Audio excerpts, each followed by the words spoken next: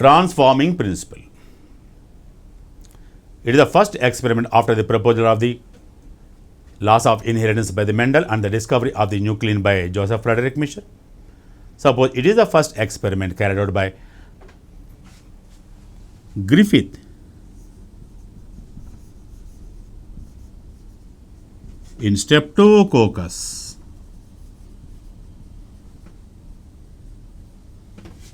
pneumoniae.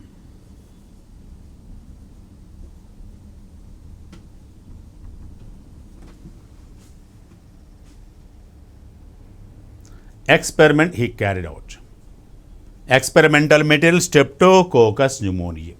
In this Streptococcus pneumoniae, two strains present. One, S strain. Two, R strain. S strain, virulent, cause disease, that is the pneumonia. R strain, non-virulent, not cause any disease. In S strain, coccus is the spherical shaped bacteria. In S strain, around this bacteria, a mucus is present, that is the polysaccharide.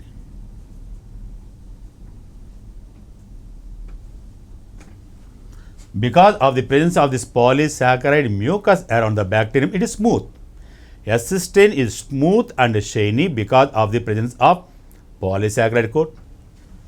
But in R strain, no polysaccharide coat, no mucus, so it is rough in texture.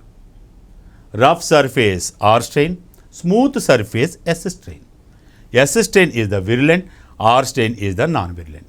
These are the two types of strains observed by this Griffith in Streptococcus pneumoniae, and procedure of the experiment he carried out. S strain,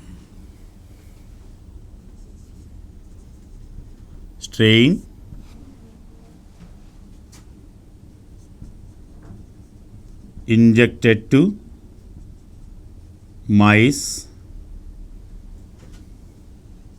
result.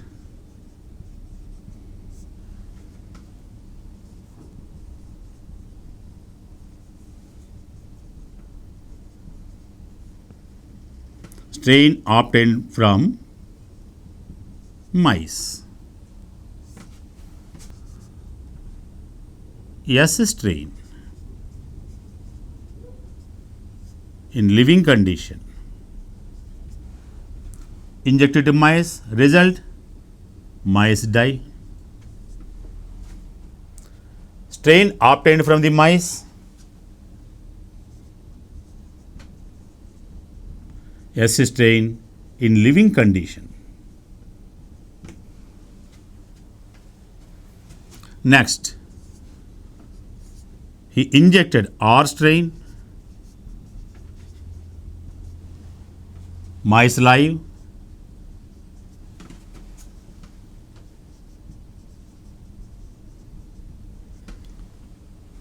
he obtained R strain in living condition.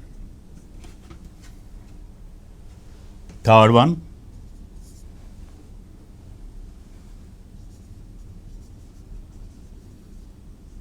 he inject S strain in heat killing condition. Heat killed S strain injected to the mice, mice live, no strain. No strain obtained from the mice. Fourth,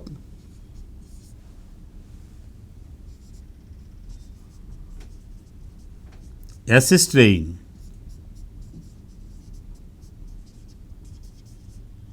heat kill plus R strain in living condition, mice die, obtain S strain